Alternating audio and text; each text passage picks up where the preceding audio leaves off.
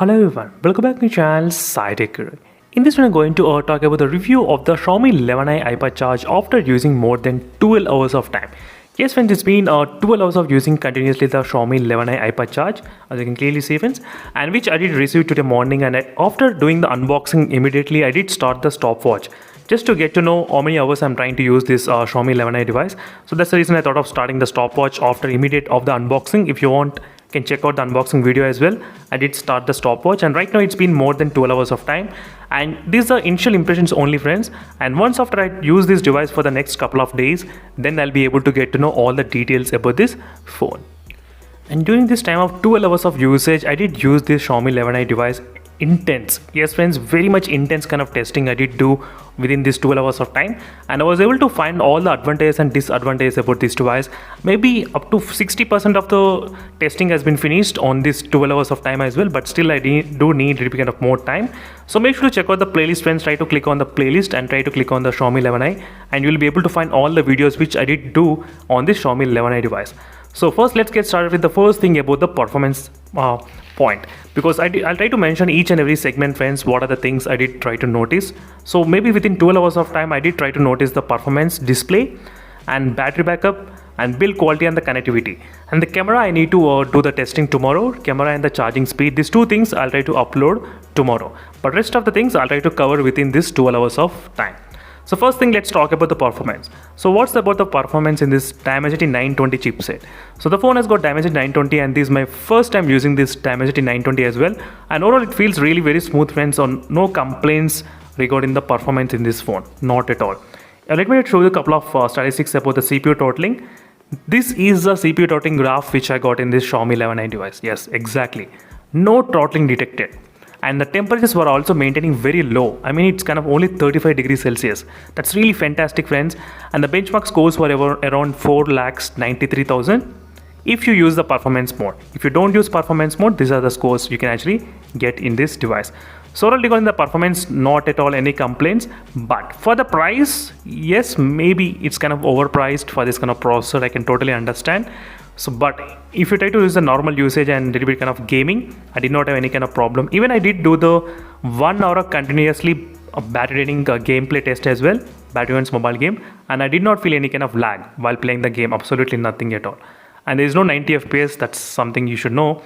And one more quick note, in case if you like my videos and if you want to support me, there is a way to do that, and I did. So this is a UPI ID which I did create for my channel, and this is a phone number where you can actually transfer any kind of amount to my PhonePe or Paytm. And these are the subscribers who did transfer today. And thank you for all your donations friends, because since I don't get any kind of review units, I need to ask you guys for the help. That's the reason why I'm asking you. Because of my intense testing which I'm trying to do in every smartphones, the companies are not there to give me any kind of review units. Yes, especially because I'll try to point out all the problems and advantages and everything, disadvantages. So that's the reason. But these are the default graphics you can actually get in this processor. So all our friends, the gameplay is really fantastic. Not at all any complaints regarding the performance. It's really good, no problem. It's kind of okay. So it's not, I'm not saying it's kind of super and excellent, but it's kind of okay, no complaints. Next thing about the display, yes, there is some complaints. So regarding the display, there are a couple of things to know. First thing is about the green tint problem. Yes, the phone has got the green tint. Not all the units may be having this kind of issue. Maybe few units. Make sure to check out this video. And next thing is about the black color crush issue.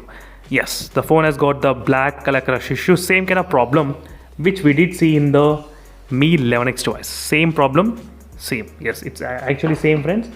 So two problems are there with the display, black color crush issue and the green tint problem. And apart from that, I did not notice any kind of major drawbacks at this moment. And if you ask me, are those kind of big issues, I would not say that much big issues, because you can actually watch those kind of issues in under certain circumstance. Not every time you will be able to watch it. And overall, there is no MEMC feature. MEMC feature is present in the Mi 11X device, but it's not there here. That's something you should know about the display.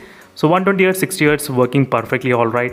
Touch sampling rate is also exactly 360 Hz. I'm getting no issue with the touch sampling rate as well.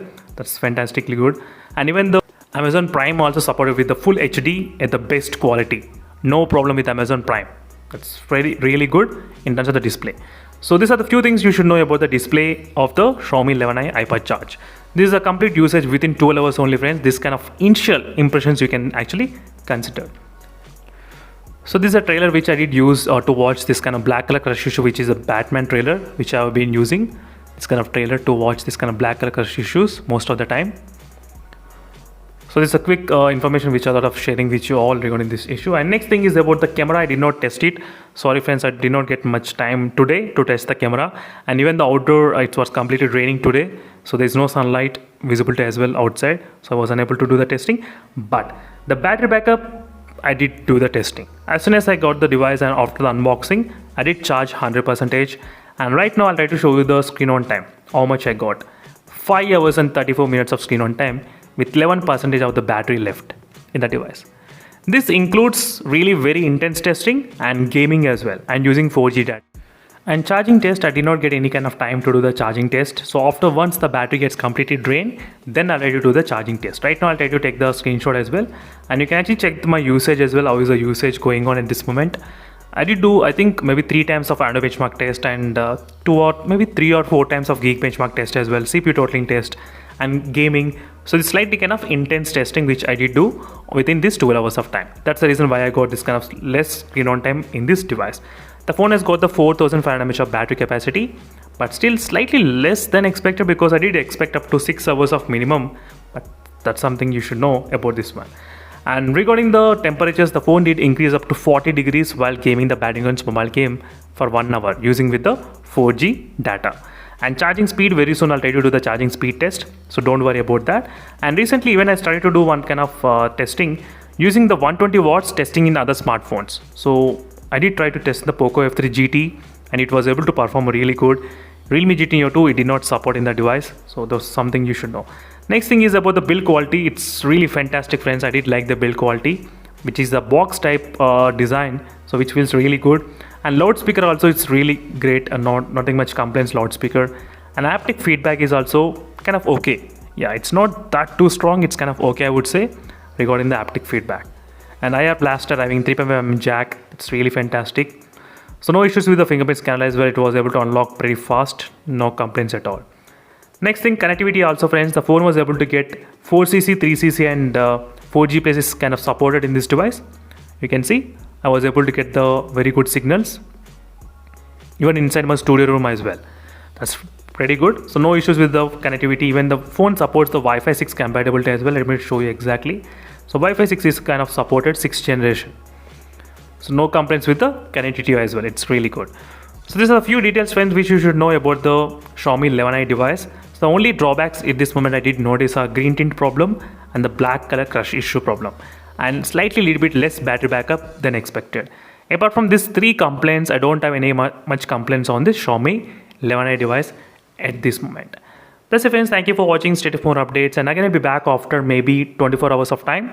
Till then I will try to use this device as much as possible, and after that we'll try to observe exactly what's happening in this device.